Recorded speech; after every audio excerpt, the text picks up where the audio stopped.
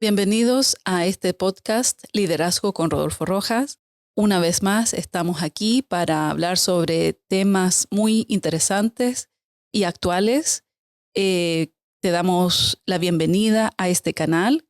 Te invitamos a que te puedas inscribir si aún no sigues este canal por YouTube.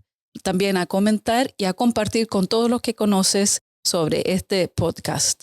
También te quiero recordar que puedes escuchar cada tema en Spotify. Ahí están todos los temas para que también los puedas oír semana tras semana y estar actualizado con todo lo que estamos compartiendo. También escríbanos, leemos todos sus comentarios y cuánto nos bendice saber de qué lugar, de qué ciudad y qué país usted nos está escuchando. En este día estamos aquí en el estudio con Rodolfo Rojas. Bienvenido. Hola, amor. Espero que tú también estés bien. Estamos muy contentos y también expectantes por estos temas que vamos a estar tocando estas semanas. Y yo sé que toda la gente que nos mira y que también nos escucha van a poder aprender. Y también la idea de todos estos podcasts es dejar herramientas en líderes para que puedan resolver situaciones y también tener un avance importante en sus respectivos ministerios como liderazgo. Estoy de acuerdo contigo. Son temas que en el liderazgo nos pueden contribuir mucho. Y este día vamos a tratar un tema que es especial y es sobre cómo tratar con personas tóxicas. Y nuestro primer punto que queremos abordar y es hablar sobre qué es lo que es realmente algo tóxico. Bueno, lo tóxico es aquello que está ligado a todo lo que es insalubre, venenoso. Algo tóxico, y especialmente cuando hablamos de personas tóxicas, estamos hablando de personas que de alguna forma se han ido a un extremo, no tienen balance emocional, no tienen una cordura, como lo dice la Biblia, cuando dice Romanos capítulo 12 que ninguno tenga más alto concepto de sí del que debe tener, sino que piense de sí mismo con balance, con cordura, de acuerdo a la medida de fe que Dios le repartió. Entonces creo que este tema que vamos a tratar va a ser importante porque uno como líder tiene que lidiar con tanta gente diferente. Y yo sé que en podcasts anteriores hemos tratado específicamente con temas del temperamento. También hemos tratado ya un tema que está ligado con relaciones almáticas. Y esta vez también cómo tratar con personas tóxicas, especialmente yo creo cuando se involucran dentro de nuestros equipos y dentro de una visión. Pero básicamente lo tóxico es aquello que se ha ido a un extremo, que ha perdido el balance, y estas personas, si uno no sabe tratar con ellas, confrontarlas, enfrentar y ayudarles a resolver estas cualidades tan críticas en su carácter, esto puede repercutir en que una visión y un equipo llegue tristemente al colmo de ser estropeado. Entonces yo creo que aquí tenemos hoy varias cosas que van a dejar, como decía al comienzo, herramientas y claves importantes para poder discernir, descubrir, pero también de alguna forma ayudar a esta gente. Claro, poder mirar y discernir rápidamente comportamientos tóxicos para poder ayudar y Sí. poder manejar ciertas relaciones. Sí. Entonces, lo opuesto de algo tóxico sería cordura, balance, algo... Sí.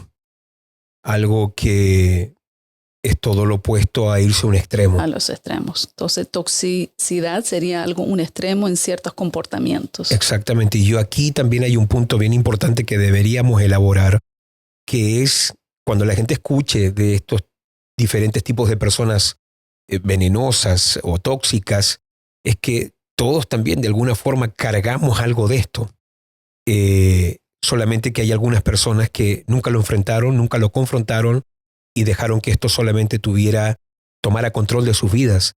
Entonces, por eso tenemos que también reconocer que tenemos algo de esto, todos los que estamos oyendo. Entonces, la persona que va a estar escuchando este podcast, no solamente pensar hacia afuera, así es tal persona, sino que también mirar hacia adentro. ¿Qué tengo yo de esto? Y también mirar al equipo. ¿Qué personas tengo yo que están justamente teniendo estos tipos de comportamientos y cómo esto puede afectar nuestro equipo? Recuerdo que hace un tiempo atrás leí un libro muy interesante de Daniel Goleman, un libro que fue un bestseller en su momento, donde él habla específicamente de la inteligencia emocional. Y es un libro muy bueno. pero me dejaron algunas preguntas importantes, porque me di cuenta que para que una persona pudiera ser inteligente emocionalmente, tenía que pasar por un proceso también de ser sana emocionalmente. Y después de ser sana emocionalmente, también tenía que tener salud emocional. Y una persona para llegar a esa estación final, que es justamente lo que uno quiere, alguien inteligente emocionalmente, empático, compasivo, misericordioso, agradecido, es muy difícil llegar a ese nivel de inteligencia emocional si la persona no fue sana primero. Y hay mucha gente que está lidiando con muchos traumas, hay gente que ha vivido tragedias muy fuertes en su vida, no han perdonado, no han olvidado, y si una persona no fue sana, es muy difícil que se pueda llevar bien con otros. Y después que una persona fue sana, no basta con ser sano únicamente. Ser sano, pudiéramos decir, es un suceso, pero luego lo que tiene que ver con salud ya es un proceso de vida. Y necesitamos, después de ser sanos, tener una salud emocional. Y la gente que carga justamente o que tiene esta salud emocional es gente que logró tener este balance. Y una de las cosas que conversábamos tú y yo en estos días sobre la salud emocional era justamente que la persona que posee esta cualidad tan bella es justamente la persona que puede mirar hacia adentro y puede descubrir, puede tener una introspección, una evaluación personal de sus motivaciones, de sus intenciones, y ahí uno sabe que uno ha logrado tener o que tiene de alguna forma salud emocional, porque no mira hacia afuera solamente, no echa la culpa al mundo y a la gente que le rodea, sino que se mira a sí mismo todo el tiempo. Y esa es la gente que después obviamente puede desarrollar esta inteligencia emocional para comportarse correctamente, para ser parte de un equipo y para empujar y llevar una visión hacia adelante. Claro, así es. En un equipo uno se rodea de muchos tipos de gente y es muy importante saber manejar y abordar estos temas y así estar un poco consciente de lo que uno se puede enfrentar en un equipo, Sí. con qué tipo de gente. En el día de hoy queremos abarcar el primer tipo de persona que queremos nombrar y es el narcisista. ¿Cómo esta persona puede afectar también equipos ministeriales? Sí, creo que sería bueno que también la gente supiera, lo veníamos conversando ahora tú y yo, que vamos a tocar en estos 2 podcasts a lo mejor 8 tipos de personas tóxicas, pero no son las únicas 8 que hay mucho más. Y nosotros escogimos 8 tipos de personas con lo que nosotros nos hemos tenido que encontrar a través de estas últimas décadas pastoreando. Así que si llegan a escuchar en este podcast 4 y en el siguiente 4, no es que son los únicos, sino que son la gente con la que más nosotros o de repente nos ha tocado lidiar y que también hemos visto las consecuencias que esto tiene. Y hemos decidido hoy comenzar con el narcisista, que es una persona obviamente muy tóxica, alguien que se sobrevalora en extremo. Creo que la persona tóxica tiene un complejo que no es el de inferioridad, sino que posee un complejo muy fuerte de superioridad. Por eso los narcisistas son gente muy manipuladora, son gente que anhela, tiene un gran deseo por el control de la situación como también por el control de la gente. Por eso cuando se estudia mucho este rasgo en personas, en psiquiatría, se descubre que muchos de los psicópatas son justamente narcisistas. Alguien dirá, pero nosotros tendremos algo así. Yo creo que todos cargamos algo de eso. Y por eso es tan importante crucificar la carne y a la misma vez ir creciendo en el fruto del Espíritu, para que cualquier cosa que está ligado a esta vieja naturaleza y especialmente a estos rasgos puedan ser quebrantados. Y bueno, hemos tenido experiencias, hemos hablado en estos días tú y yo. Recuerdo que un caso extremo que tuvimos fue una persona que un día vino a la iglesia y toda la situación, cómo se gestó, fue muy extraña. Tuvimos una conversación con esta persona, pero una de las cosas que a nosotros nos encendió la alarma de que esta persona tenía algo raro, porque era muy carismático, era muy inteligente y quería apoyar a la iglesia, pero no quería nada con Dios. Y eso fue muy raro. porque era alguien que uno decía, pero wow, esta puede que sea una conexión muy importante, una conexión muy clave, pero no lo era. Y recuerdo que una de las cosas que a nosotros nos encendió que aquí, o nos encendió la alarma de que aquí había un problema, era cuando esta persona a mí me mandó a decir algo con una persona de la iglesia.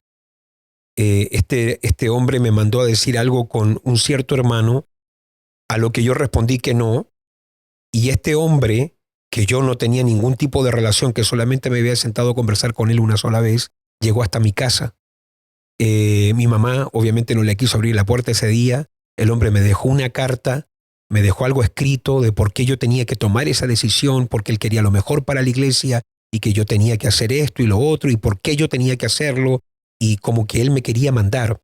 Me di cuenta que aquí había algo extraño. Bueno, acortando la historia porque es muy larga, pero acortando la historia, en esos días pusimos eso en oración y recuerdo que salió a luz realmente quién era este hombre. Era un estafador, había estafado a diferentes personas en diferentes ciudades de Suecia, pero lo más grave de todo es que también era un hombre que había violado a muchas jovencitas, ya que él se hacía pasar por un agente que tenía conexión con el mundo de las modelos, con revistas de modelos, y este hombre era un depredador a tal extremo que él, como hablaba, era tan hábil para hablar, tan comunicativo, tan carismático, enganchaba a las chicas. Él de alguna forma se conseguía un estudio con cámaras, con fotos, lo hacía todo ver profesional. La chica las traía a ese estudio, les hablaba de que con él iban a poder tener un futuro como modelos, les sacaba fotos, pero ahí también él iba avanzando en esta trama y finalmente las violaba. Una de las chicas que este hombre violó fue un caso que obviamente salió en televisión y también está en redes sociales, porque la chica, una joven de 15 años, finalmente durante el proceso del juicio, aún antes que dieran el veredicto y que el hombre saliera culpable, no aguantó más y se quitó la vida. Y claro, ahí nos dimos cuenta de que esta gente narcisista es manipuladora, controladora. Y alguien dirá, pero bueno, eso es un caso extremo. Pero también nos ha tocado lidiar con mucha gente narcisista, cristiana, gente que quiere controlar, gente que quiere tener el dominio de las relaciones, de las situaciones. Y una de las cosas que yo me he notado, o que hemos notado a través de los años, pastoreando personas, que una cualidad del narcisista es, como quiere tener control de todo, es que no te pregunta porque no sabe qué hacer, sino que te pregunta, pero ya sabe qué decisión tomó. Pero para parecer humilde, pregunta, pero ya sabe que no va a admitir consejo tuyo, solamente que se presenta como que necesita un consejo, pero no lo quiere, porque ya decidió los 3 próximos pasos que va a tomar, el A, B, C. Y a través de los años recuerdo que tú y yo pastoreando nos dábamos cuenta con diferentes tipos de personas por qué tomaban nuestro tiempo si ya sabían, ya habían determinado lo que iban a hacer. Pero claro, eso es un rasgo también de mucha gente que pareciera que son humildes, pareciera que quieren preguntar, pero en el fondo, como ellos son muy controladores y muy manipuladores, ellos no quieren que nadie venga con algo que les rompa el plano o que a lo mejor intervenga con su esquema, porque ellos saben con exactitud lo que quieren y cómo lo quieren lograr. ¿Cómo se le puede ayudar a una persona que tiene estos rasgos narcisistas, y especialmente en un equipo, o cómo detectarlos más rápido y también cómo poder ayudar? Aquí yo quisiera tomar las palabras del psiquiatra Jordan Peterson y voy a nombrar algunos autores porque a veces la gente nos pregunta si hay libros que la gente puede a lo mejor leer. Y Jordan Peterson, hablando un poco sobre cómo tratar con la gente en general, pero especialmente con los narcisistas, dice que nunca es una virtud en un líder ser ingenuo. La persona, porque hay gente muy ingenua, hay personas que creen que todo el mundo es bueno. Toda la gente que viene a la iglesia, todos son buenos, todos los discípulos que tengo, ninguno tiene un mal pensamiento, toda la gente es buena, a mí la gente, nadie me quiere el mal, todos me quieren ayudar. Y es un peligro cuando un líder es ingenuo. Claro, un líder puede pensar fácilmente, todos quieren correr hacia el mismo enfoque, Claro. ir hacia la misma visión. Pero no es así. No es así. Hay mucha gente que está en esto no por ti, están por lo suyo propio. Y que pueden ver en esto una oportunidad para liderar y ejercer poder. Claro, porque ellos son tan amadores de sí mismos, son ególatras, que para ellos el mundo no les importa, lo único que importa son ellos. Ellos no siguen a nadie, pero quieren ser seguidos. Ellos no admiran a nadie, pero quieren ser admirados por todo el mundo. Ellos son el centro de la conversación, ellos son el centro de todo. Todo el mundo tiene que girar alrededor de ellos. Y eso obviamente los hace un poco un peligro. Y es ahí donde uno tiene que poder notar eso a tiempo, detectarlo a tiempo, porque la gente narcisista es gente que no va a ir en pos de la visión de otro, a menos que no descubra que ahí hay algo para sí mismo. Y una de las cualidades del narcisista, hablando antes de ir a la solución, es que a menos que no haya realmente una intervención divina, es muy raro que el narcisista mire hacia adentro y encuentre en sí que hay un error, porque es un amador de sí mismo a tal punto y a tal extremo que no logra percibir en sí mismo nada malo. No tiene la capacidad de autoevaluarse ni ver que tiene errores. Claro. Y es aquí donde es tan importante poder escudriñarse, porque está la persona humilde que se escudriña y dice, sí, yo tengo esto, yo necesito cambiar esto. Y después está el narcisista que dice, ok, me voy a escudriñar. Wow, me escudriñé, no veo nada. Todo lo que acaban de decir, motivaciones, intenciones equivocadas, expectativas falsas, yo no tengo nada de eso, yo estoy bien. Y una persona, a lo mejor que tiene rasgos narcisistas, una de las oraciones que debería hacer es justamente la de David, donde, ok, yo me escudriñé y no veo nada, la otra gente me mira y a lo mejor tampoco me encuentra nada, pero le voy a pedir a Dios. Y David hacía esta oración, Señor, escudriña mi corazón, escudriña mi mente. Señor, saca tú a luz las cosas ocultas, secretas, errores ocultos que hay dentro de mí. Y por eso una persona narcisista dentro de una visión es un peligro, porque todo lo va a usar para sí.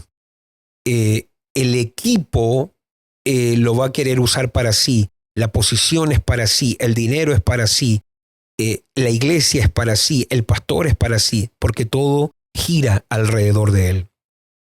Volviendo a tu pregunta, ¿cómo ayudar a una persona así?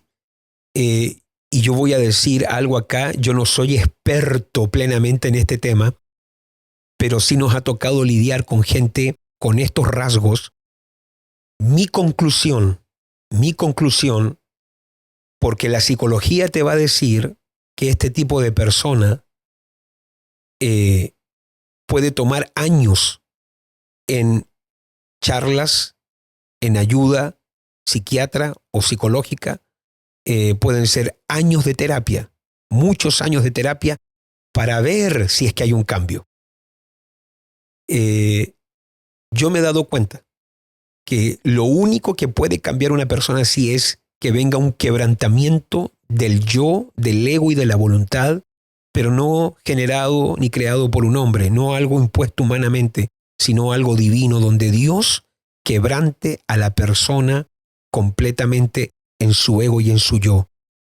Creo que no le veo salida a alguien así a menos que no tenga un nuevo nacimiento, no tenga un renacer, y a menos que el reino de Dios no se le haya revelado. Porque la persona donde se cree tan superior necesita tener la revelación de que hay algo superior a él y necesita justamente esta manifestación del reino. Y por eso hay que tener mucho cuidado, porque un narcisista es un depredador relacional, y si tú a este tipo de personas solamente le acaricias, aquí en Suecia, y de aquí de Suecia viene el término el síndrome de Estocolmo, que es donde se tiene más empatía por el agresor que por la víctima. Y en un ambiente así, donde el agresor recibe cariño, abrazos y besos, él siente que él está en su paraíso. Entonces hay que tener mucho cuidado, porque hay personas que tratan de ayudar al narcisista con besos, con abrazos, con cariño. Y está bien, uno quiere tolerar, quiere tratar de comprender, pero este tipo de persona no ve ese amor que tú le das como algo para cambiarlo, para ayudarlo, sino que él lo ve como una justificación de que él es bueno y perfecto, ¿viste? Yo soy el correcto, yo merezco tu amor porque yo soy perfecto y no hay error en mí. Y por eso esta persona necesita un quebrantamiento de parte de Dios, la revelación del reino de Dios, un renacer en el espíritu, para que pueda haber un cambio ahí. También tenemos otro tipo de persona tóxica, el pesimista. Hablemos un poco sobre este rasgo pesimista tóxico que a veces podemos tener o diferentes personas en equipos y en relaciones. Sí, también nos ha tocado a ti como a mí lidiar con este tipo de persona negativa. En estos días tú leías algo específicamente sobre el pesimista. Sí, un dicho muy interesante que tiene toda la verdad y decía así: para el pesimista toda solución tiene un problema. Es decir, no todo problema tiene una solución, sino que para el pesimista toda solución, aunque tú le des una solución, va a encontrar un problema. Él va a encontrar un nuevo problema Claro. en eso. Esta gente tiene una energía por lo malo y todo se debe a la óptica que tienen y a la perspectiva que tienen de la vida, de sí mismos, de las circunstancias y de todo lo que los rodea. Este es el tipo de persona que una de las razones de por qué son tan pesimistas es porque ellos no tienen esta capacidad de ver el mundo desde arriba, sino que todo lo miran de abajo hacia arriba. Y cuando tú enfrentas la vida viendo todo de abajo hacia arriba, tú te sientes pequeño. Todo se ve grande, todo se ve inalcanzable. Entonces es muy peligroso y tenemos en la Biblia, por ejemplo, muchos ejemplos de negativismo. Por tocarte uno muy rápidamente, cuando Israel va a entrar en la tierra prometida, se envían espías y todos conocemos la historia de cómo Josué y Caleb vuelven con un buen informe, pero los otros 10 vuelven con un mal reporte y finalmente esos espías que tenían que estar inspeccionando la tierra por 40 días, cuando ellos vuelven, ellos contagiaron a Israel con tanto temor y con tanto negativismo y con tanta incredulidad que 40 días se terminaron volviendo en 40 años en el desierto. Y por eso es muy peligroso un negativo, porque tiene esta capacidad de contagiar al resto. Lo habíamos conversado también en estos días tú y yo, cuando yo recuerdo en un retiro que tuve hace muchos años atrás, yo recuerdo que me llevé un grupo de discípulos, un grupo de personas para ministrarles, equiparles, enseñarles cosas, y de repente yo preguntaba, alguien tiene una pregunta sobre este punto o tema que yo acabo de hablar, y una X persona levantaba la mano y decía, no tengo ninguna pregunta, pero tengo una opinión, y daba una opinión, pero era negativa. Luego yo ministraba otro tema, estábamos en la mesa conversando. Alguien tiene una pregunta sobre este libro que acabamos de repasar, este capítulo. Y la persona levantaba la mano y decía, yo no tengo ninguna pregunta, pero yo tengo una opinión. Y llegó un momento que el ambiente se comenzó a volver tan tóxico, pero también ocurrió algo. Esta persona activó a otro negativo. De manera que, claro, un negativo, al ver que otro negativo estaba hablando con libertad, él también sintió que tenía que apoyar, porque los negativos buscan aliados. Y recuerdo que ahora ya no era uno, tenía dos. Finalmente yo recuerdo que en ese retiro yo tuve que pararlo, y a esta persona que era muy tóxica negativamente yo le tuve que pedir, usted va a tomar su Biblia, su cuaderno, sus libros y se va a retirar, y no lo deje estar más en el retiro. Fue una gran lección para la persona. Después pidió perdón, se arrepintió, entendió que había hecho mal, pero yo le tuve que confrontar públicamente. Y entendí que hay personas negativas que cuando comienzan a hablar su pesimismo públicamente, llega un momento donde uno por amor los lleva aparte, los confronta, pero si la persona sigue siendo negativa abiertamente, tiene que haber un momento donde con mucha sabiduría hay que confrontar a la persona. A este líder yo recuerdo que le dije, perfecto, yo no tolero más tu espíritu que estás virtiendo en este lugar, Usted toma su Biblia, su cuaderno, su libro y usted se retira de acá. Y ahí él quiso cambiar, recuerdo. No, pero es que no, tú ya no te quedas acá. Usted se retira y usted se va de este retiro. Y lo mandé a la casa. Nos quedaban en ese momento, no sé si 2 días, 1 día y medio más, pero le envié a la casa. ¿Por qué? Porque estaba envenenando el ambiente. Pero mira lo que pasó. Se fue esta persona y cambió el ambiente del retiro. Inmediatamente se volvió todo más positivo, todo con mucha más fe. Entonces este tipo de personas hay que confrontarles. A veces en el secreto, pero si la persona es pública, también públicamente. Y una de las cosas que yo he notado con el pesimista es que ellos se esconden detrás del disfraz del realismo. Es que yo no soy pesimista, dicen ellos. Yo soy un realista. Y en mi realismo, yo lo único que quiero decir es que 2 más 2 es 4. Y está bien, es bueno ser realista. Yo no te voy a decir que hagamos todo el rato locuras, pero las matemáticas de Dios pueden ser otras. A veces Dios puede alimentar 5,000 hombres sin contar niños y mujeres. Dios puede hacerlo con 5 panes y 2 peces, porque las matemáticas de Dios son distintas.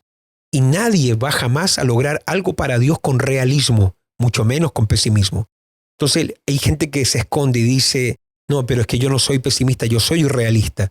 Una persona que repite muchas veces que es realista debe mirar hacia adentro porque posiblemente no es ni realista, sino que es pesimista. Y cuando Dios dice algo, si Dios dice algo y no encaja con tus matemáticas y tú igual persistes en presentarle a Dios tus ecuaciones, tienes que saber que eres un pesimista. No importando que aunque lo que Dios dice no encaja con tu mente, cuando Dios dice es así. Entonces con Dios hay que ser de fe. Y muchas veces el pesimista es incrédulo, muchas veces es negativo, no le cree a Dios, pero ahí hay que hacerle guerra. La persona que descubre que tiene eso, tiene que de forma intencional levantarse, hacerle guerra a ese pesimismo interno que tiene. Claro, un pesimista yo creo que se puede identificar o uno mismo puede evaluar su equipo o a sí mismo cuando de continuamente la opinión es pesimista. Creo que no es normal. Como que eso también prende la luz roja dentro de uno porque también uno puede tener esa tendencia de ser pesimista, que cada vez que se suelta un desafío de fe, cada vez que se habla una palabra de Dios, ¿cuál es mi primera reacción? ¿Es algo negativo o es de fe, de creer, de avance, de conquista? Y ahí tienes también el ejemplo de Zacarías. Él está en el templo, es un sacerdote, se le aparece un ángel, Dios le habla.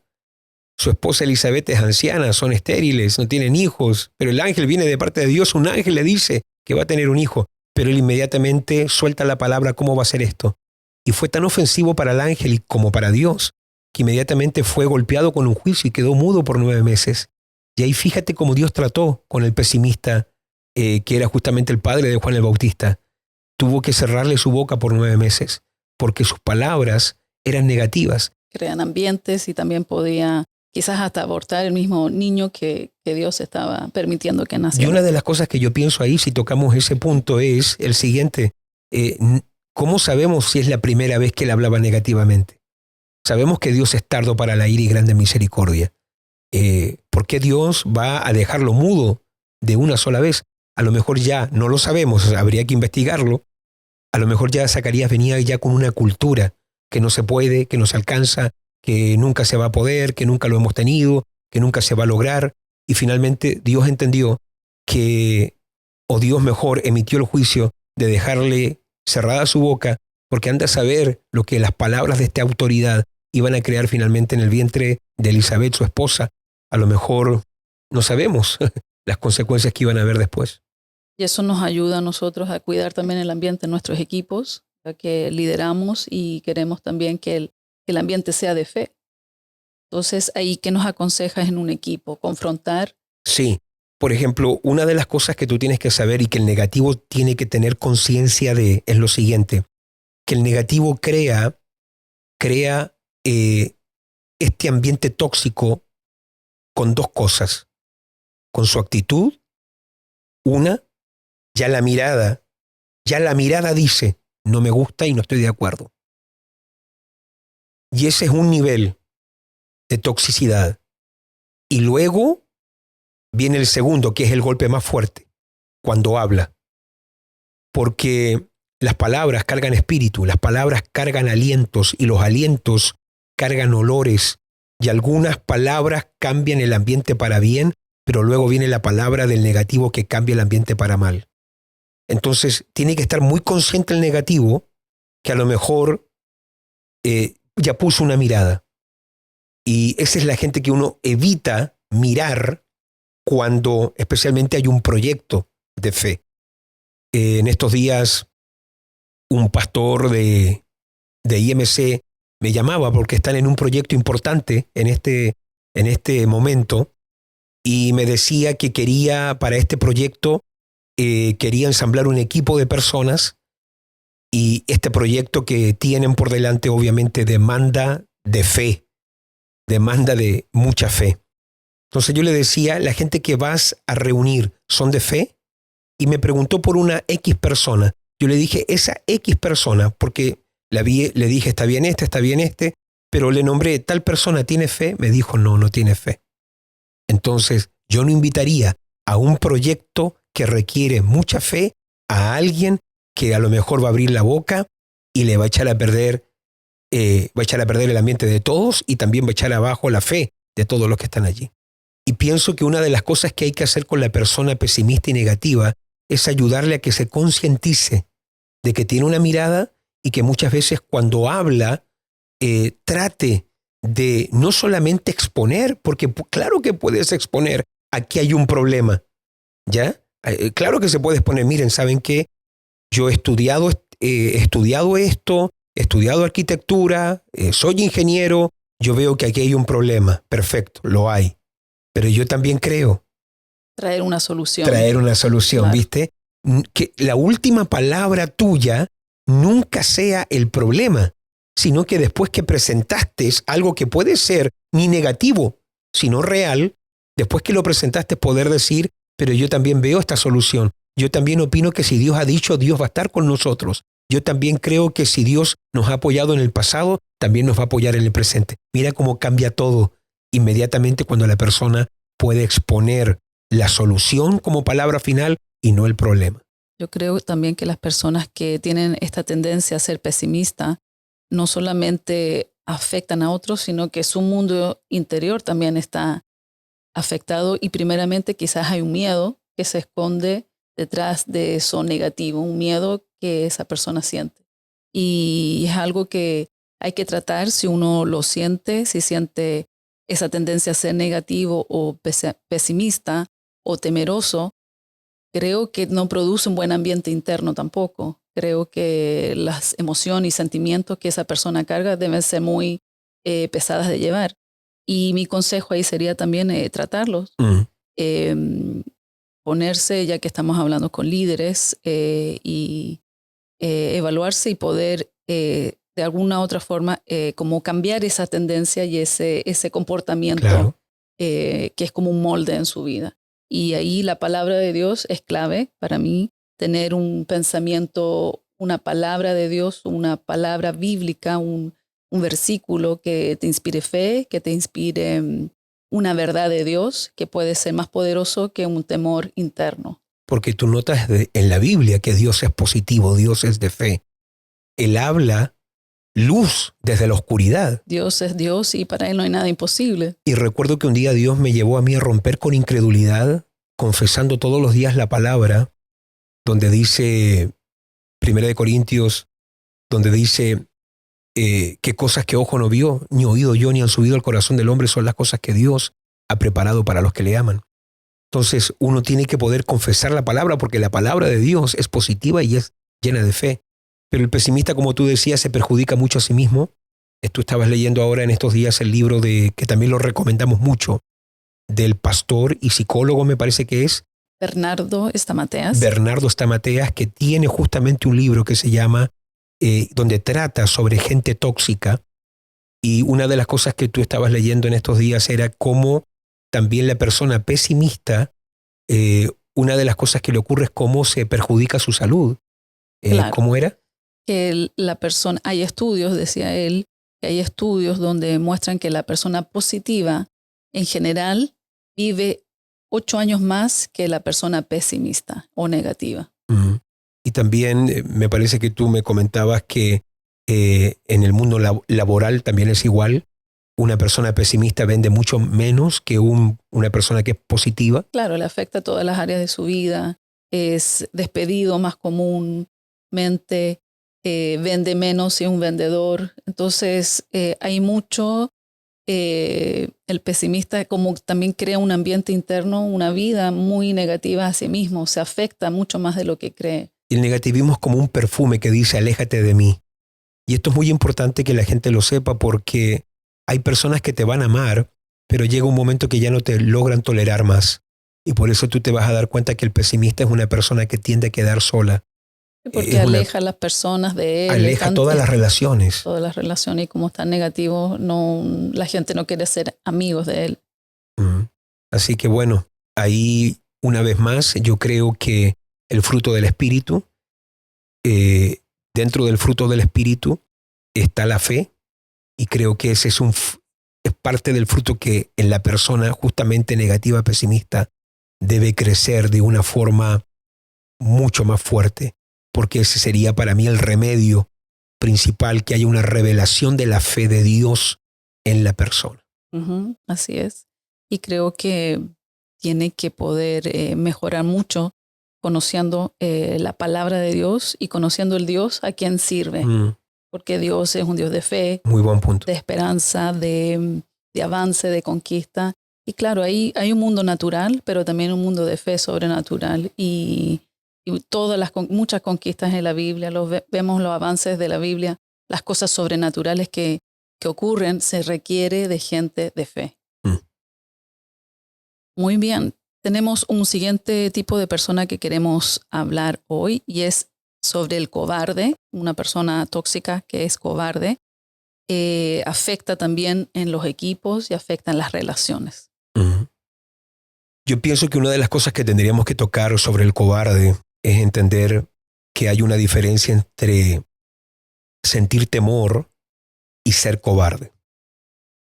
Temor puede ser un sentimiento, pero cobardía ya es una decisión. En la Biblia tenemos claramente el caso de Timoteo, hijo espiritual del apóstol Pablo, y él le deja algo muy claro a Timoteo. De hecho, tenemos que entender que las llamadas cartas pastorales, primera y segunda de Timoteo, Tito y Filemón, las 4 cartas pastorales, nunca fueron cartas públicas. Es decir, la intención de esas cartas no era que el mundo las conociera, sino que las cartas escritas a Timoteo, a Tito y Filemón, eran cartas no pastorales, sino personales, donde van a salir a luz debilidades de personas muy importantes que eran líderes en ese momento en la primera iglesia, como por ejemplo Timoteo, que llegó a ser pastor en una de las iglesias más grandes de Asia Menor, que era justamente la iglesia de Éfeso. Y Pablo le escribe a Timoteo y le dice que Dios no nos ha dado espíritu de cobardía, sino de poder, de amor y de dominio propio. Y también le dice que avive el fuego del don de Dios, porque Timoteo está pasando una etapa muy crítica a nivel espiritual, donde el miedo se le ha convertido de alguna forma en temor, en pánico, y ahora ya no solamente siente temor, ahora está en una etapa muy delicada donde está pasando del temor a tomar la decisión de volverse cobarde. Y por eso es muy peligroso eso. Y cuando tú lees en Apocalipsis capítulo 21 la lista de las personas que van a ser echadas al infierno, hay una lista de personas, pero es bien interesante notar la primera persona que es enviada al lago de fuego. Uno hubiera pensado que el hechicero, el borracho, el drogadicto, a lo mejor el matricida, patricida, pero el primero que es enviado en esa lista al lago de fuego es el cobarde. Porque realmente seguir a Cristo, ser un discípulo de Cristo, requiere de valentía. Jesucristo lo dijo, que el reino de los cielos sufre violencia y que son los violentos los que lo arrebatan. Porque realmente para seguir y servir a Dios hay que ser valiente. Valentía y determinación. Valentía y determinación. Y si hay una cualidad que tiene justamente el cobarde, yo le llamo el destructor silencioso. es alguien que no parece que destruye. Es alguien que está callado. Cuando tú hablas, a diferencia del negativo, no te pone ninguna mirada mala. ¿Sí? Dime. Quizás no se va a hacer notar como el pesimista. Claro. Pero como tú dices, silencioso. Está ahí callado, tiene una mirada a lo mejor hasta muy loable, no sé, inocente. Uno piensa que está contigo, pero él en su corazón ya decidió que él no va en este proyecto, que aquí hay mucho que arriesgar. Y por eso yo le llamo el destructor silencioso, porque es una persona que ya decidió que no va. La primera decisión de un cobarde es la indecisión. Y esa indecisión muchas veces es una decisión de que yo no voy a apoyar esto. Por eso acostumbramos a decir que la gente valiente nunca usa el voy a tratar, voy a ver. El Señor nos dijo que cuando habláramos dijéramos sí o no, que tu sí sea sí, que tu no sea no. Porque solamente los cobardes, los mediocres, usan el término voy a tratar porque es la forma elegante en cómo ellos esconden su no. Entonces uno tiene que tener mucho cuidado, especialmente si es este tipo de persona que viene un proyecto y le da temor. Y la gente cobarde, una de las cosas que hemos notado a través de los años pastoreando, cuando hay que definirse por algo. Muchas veces hay iglesias donde hay gente que toma una mala decisión, deciden salirse o deciden irse. Y yo me he dado cuenta que los cobardes les cuesta tomar la decisión de definirse por una relación. El cobarde tiene siempre esto de que va a tratar de ser amigos por ambas partes. Como neutral, de alguna forma, porque tiene temor también a ser desaprobado por la gente. Exactamente, Suecia es un país neutral. Cuando hay dos países en conflicto, supuestamente él no apoya ni pelea con ninguno. Y el cobarde hace lo mismo. El cobarde puede participar de 2 mesas. El cobarde puede estar contigo aquí hoy y mañana va a estar almorzando con tu enemigo. Entonces hay que tener mucho cuidado porque la persona cobarde, donde su temor es caer en un conflicto, donde tiene que decidirse por algo, eso es lo que a él le da pánico.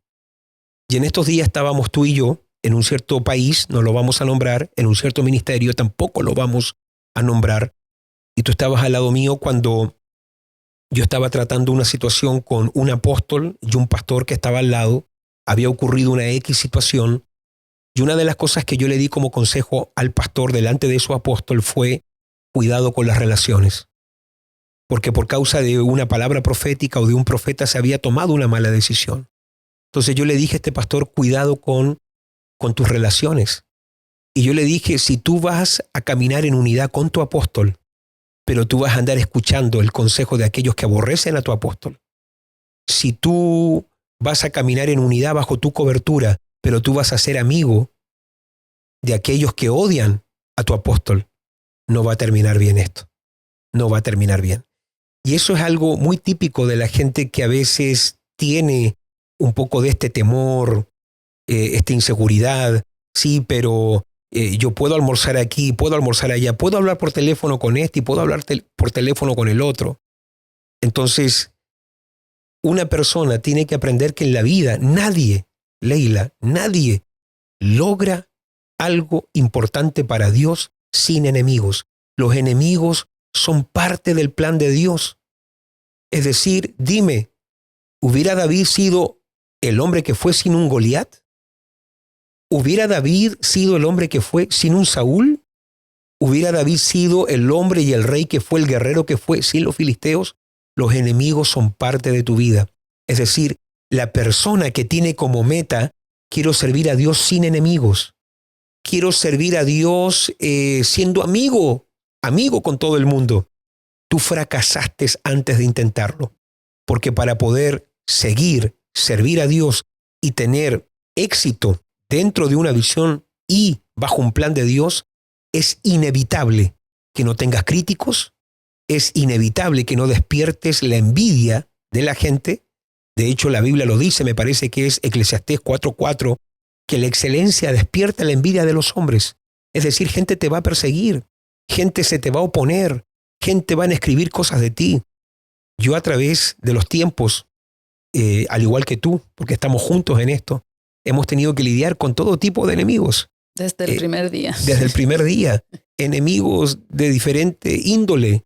Personas envidiosas, personas que critican, personas que se levantan, personas que hablan, otros que escriben.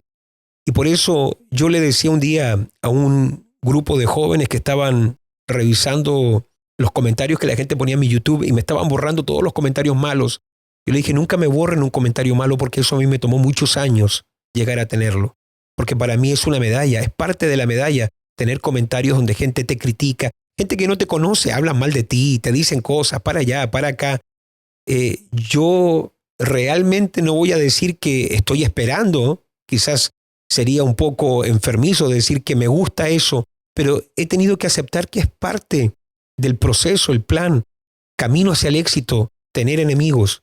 Y también nos hemos tenido que definir muchas veces ya, cortar aquí, definirnos por algo, seguir adelante. Hemos perdonado, hay gente que a uno lo ha traicionado, otros te han sido infieles, otros que prometieron estar contigo, que no siguieron contigo. Perfecto.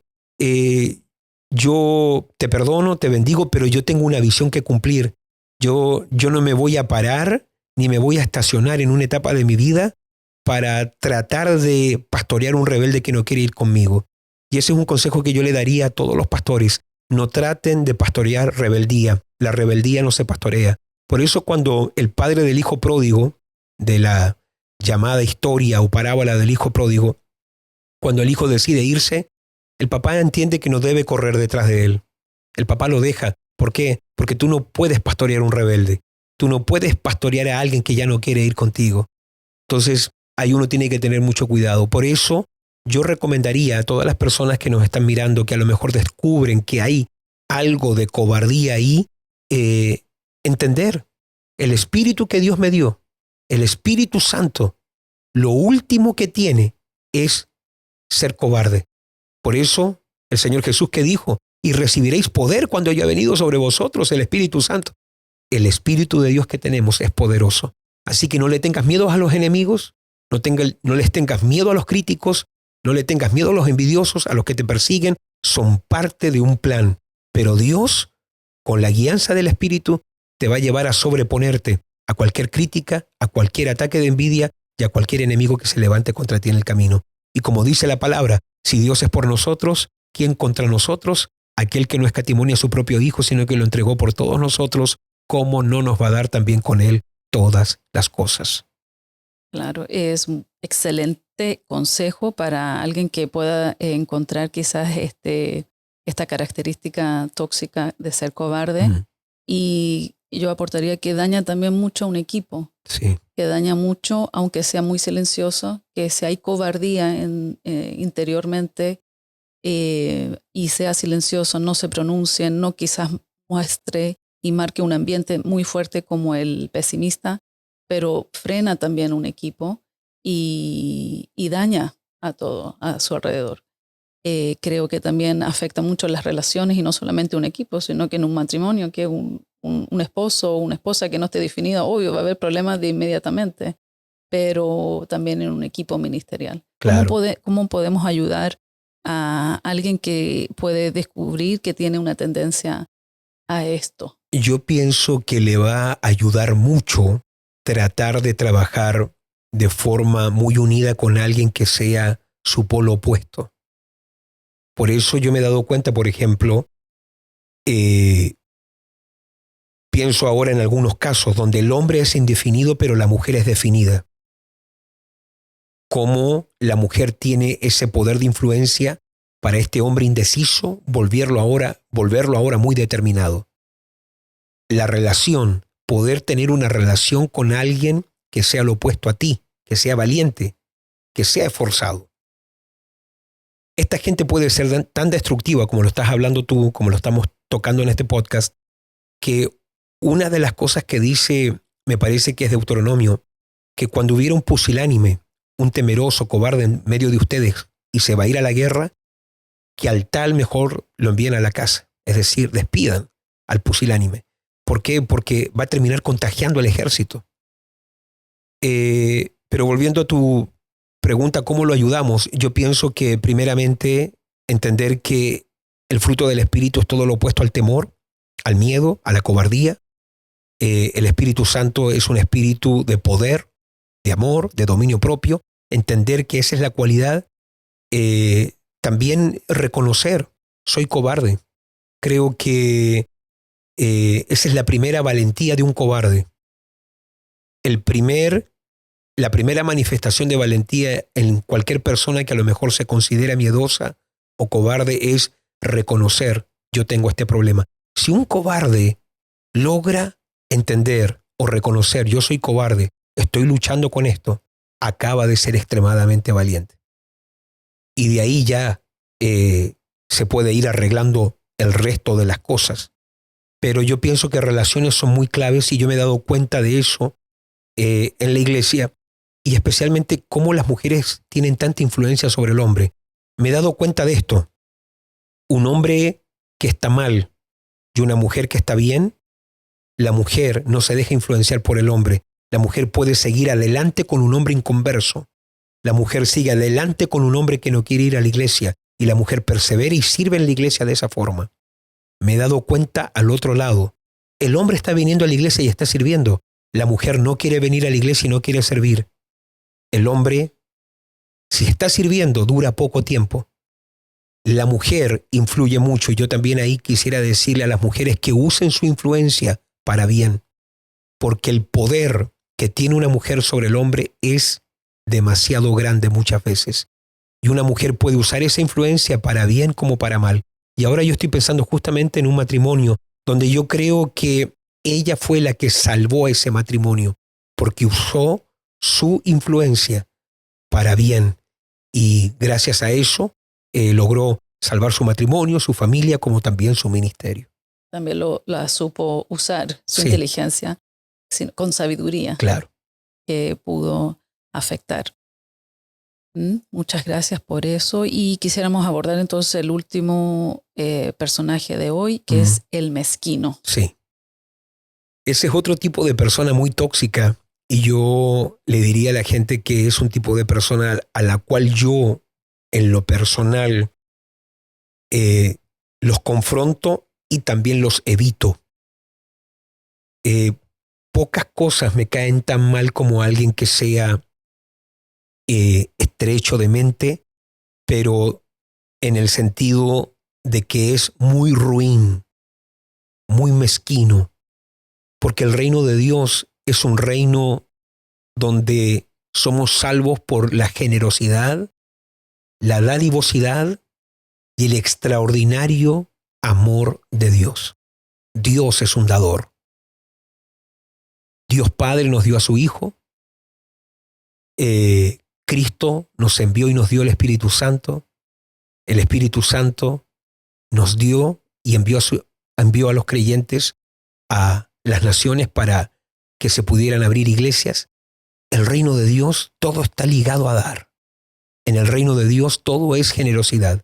Y hay un versículo que me llama mucho la atención y dice así, Isaías 32:5, en la versión Reina Valera antigua.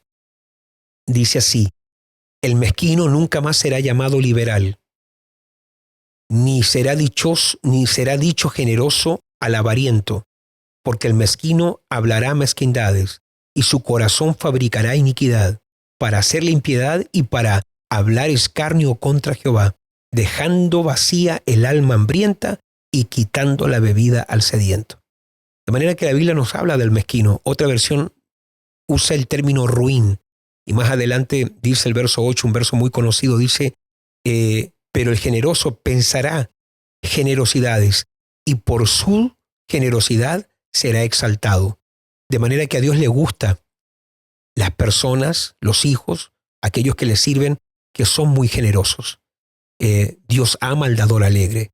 Fíjate que Cornelio todavía no es cristiano. Cornelio todavía no conoce a Cristo, pero se le aparece un ángel y le dice, tus oraciones y tus ofrendas o tus limosnas, tus dádivas han subido delante de Dios. Porque Dios se dio cuenta, alguien que todavía no ha nacido de nuevo, pero puede orar de corazón y puede dar de corazón, aquí hay alguien muy especial.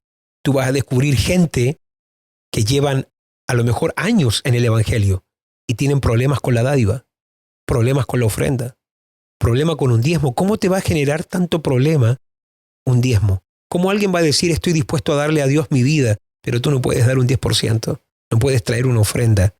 Y hay mucha gente que cada vez que yo toco este tema, llegan muchos comentarios, escriben muchas cosas, y yo pienso que una de las cosas que a mí me cambió la vida, de los 16 años hasta acá, si hablamos financieramente, y que lo sigo haciendo hasta el día de hoy, y lo voy a hacer hasta el final, es traer mi diezmo delante de Dios, es traer mis primicias delante de Dios, es traer mis ofrendas.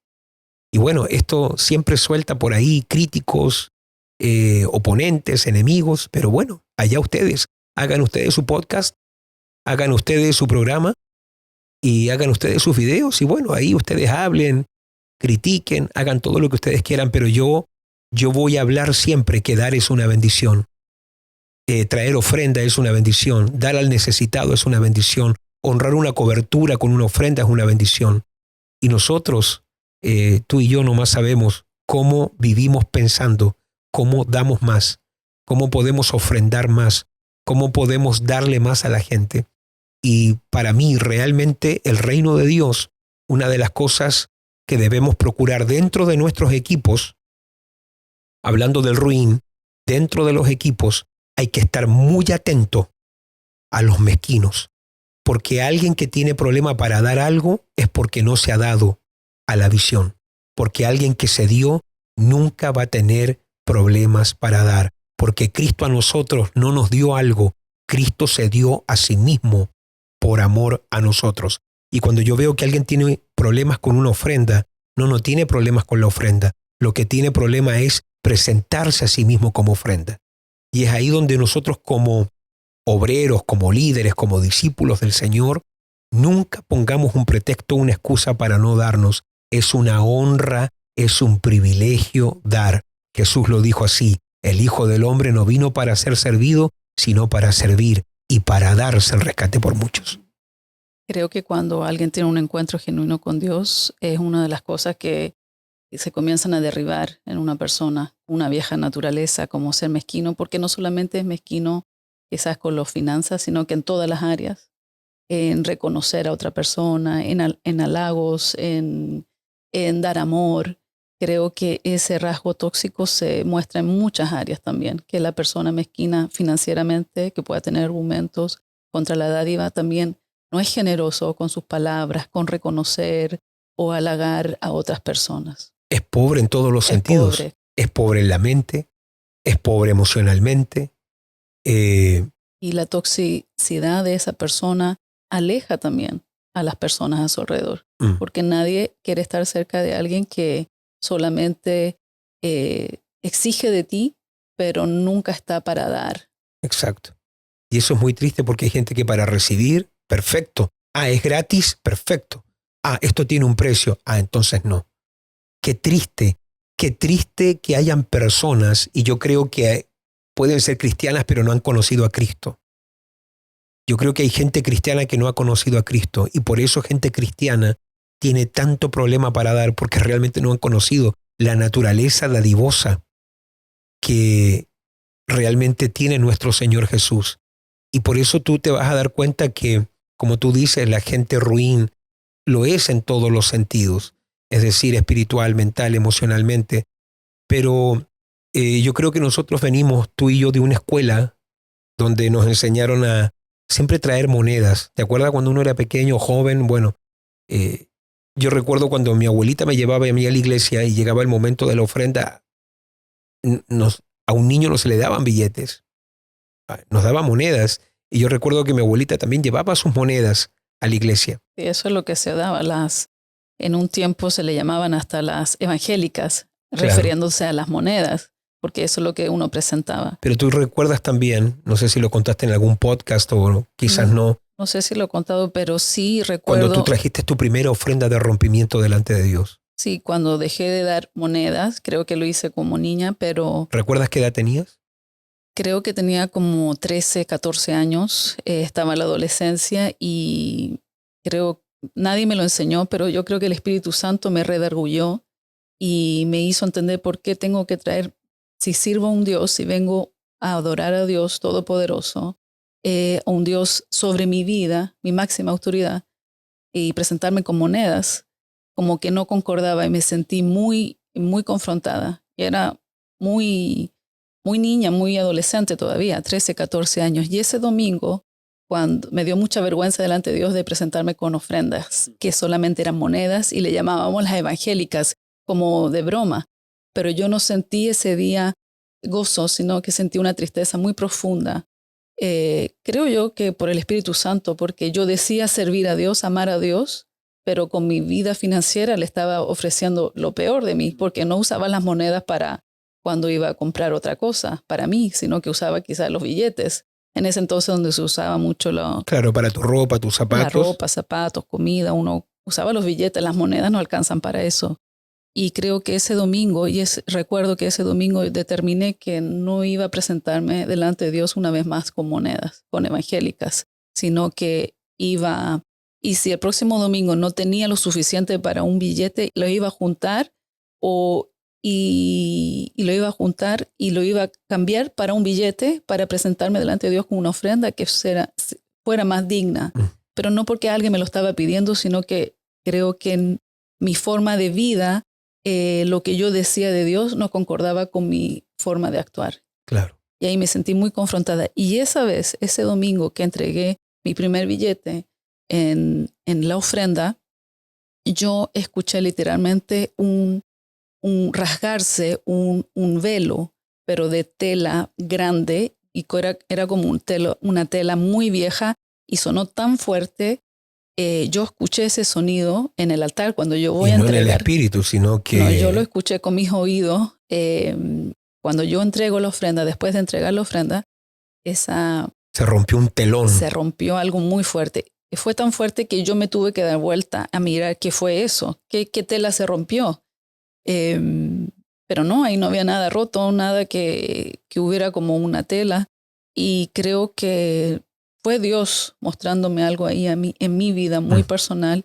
Y de ahí en adelante siempre he tenido la convicción de entregar lo mejor de mí para Dios. Y no solamente en finanzas, sino que es en todas las áreas. Pero yo creo que Dios a mí me quiso sacar de una mentalidad de pobreza muy fuerte, porque eso es lo que había yo aprendido, de entregar los restos, las sobras. Claro. Porque las monedas están ligadas a limosna. A limosnas, claro. Entonces, por eso hablaba sobre esta cualidad tóxica que a veces daña mucho, estorba mucho, porque uno es mezquino en muchas áreas, no solamente también en lo financiero, sino que quizás no reconoce otras cosas, en la mentalidad. Pobre en compromiso, pobre en servicio, siempre un pero para no servir. Y una de las cosas que tiene el mezquino es que él le pone mucho valor a su vida. Para él su vida tiene más valor que cualquier cosa que pida o exija el reino de Dios. Por eso uno tiene que aprender a diferenciar valor de precio. Porque cuando para mí algo tiene mucho valor, el precio no es un problema. Si para mí el valor del reino de Dios tiene más valor que cualquier cosa, si Cristo tiene el valor más grande en mi vida, no importa el precio que me cobren o que eso tenga, yo voy a estar dispuesto a pagar lo que sea. Y claro, hemos recibido la salvación gratuitamente. Eso no significa que no se pagó un precio. Y eso no significa que porque Cristo se entregó como ofrenda, nosotros no tengamos que vivir una vida de ofrenda. Así que esto de una ofrenda financiera es una parte, pero nuestra vida entera tiene que ser una vida de ofrenda.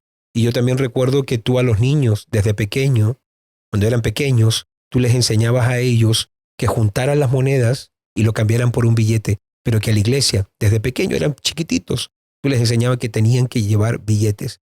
No tanto porque el billete sea algo especial, sino que era para romper esto de que, la moneda se le da al que toca la guitarra, la moneda se le da al que pide pan y la moneda se da el domingo a Dios. Era más que nada para romper ese argumento. Y yo recuerdo que nuestros hijos aprendieron eso a temprana edad, que delante de Dios se trae una ofrenda digna, porque Dios es digno de lo mejor tenemos que traer también a Él lo mejor. Claro que sí. Bueno, ya hemos hablado sobre 4 diferentes tipos de cualidades tóxicas. Tenemos 4 más que lo abordaremos para el próximo tema, próximo podcast. Y lo último que quisiera que comentemos aquí ahora, cuáles son específicamente esos libros que tú recomendabas, porque gente nos pregunta de continuo qué libros pueden leer sobre los temas que abordamos. Bueno, yo creo que han habido varios libros que tratan sobre los temperamentos, las relaciones, lo que estamos hablando ahora. Yo recomendaría, por ejemplo, un libro que es un clásico de Tim LaHaye que se llama Los temperamentos. Hay otro libro que no es cristiano, que también es muy bueno, de Daniel Goleman, Inteligencia Emocional. También hay un libro muy bueno, pero ya es en inglés, del psiquiatra Jordan Peterson. También se me viene a la mente, no recuerdo ahora el autor, pero leímos el libro Los 5 lenguajes del amor. También recomendaría libros como, por ejemplo, del psicólogo Augusto Curi, donde él trata temas también de psicología, mirando y estudiando la psicología de Jesús. Y también este libro que hemos nombrado aquí hoy de el pastor y psiquiatra, me parece que es Bernardo Estamatea, donde él específicamente aborda temas sobre gente tóxica. Y es un pastor, también él, con una iglesia muy, muy fuerte, no sé si es en Buenos Aires, me parece que es, pero en Argentina, una iglesia muy fuerte, y es un hombre que tiene no solamente una palabra de Dios, sino que también donde él es experto en este tema. Los libros de él, a nivel de psicología, son realmente herramientas muy poderosas. Y me parece que el libro que nosotros tenemos es la parte 2, porque se llama Más gente tóxica. Como que parece que hay uno antes, pero ese no lo hemos logrado conseguir. Pero yo les recomiendo mucho los libros del pastor y psiquiatra Bernardo Estamateas. Son muy, pero muy buenos. Y también, bueno, no sé si te acuerdas tú de algún libro más. Esos son los que hemos abordado hasta Sí, ahora. Sí. hemos tratado esos. Sé que hay otros libros más que tratan sobre relaciones, pero bueno, tendríamos que mirarlo ahí. A lo mejor damos una lista más extensa para una próxima vez. Pero bueno, eso sería lo que podríamos hablar por ahora. Muy interesante el tema, mucho de qué hablar. Muchas gracias por estar con nosotros en esta oportunidad. Nos vemos prontamente.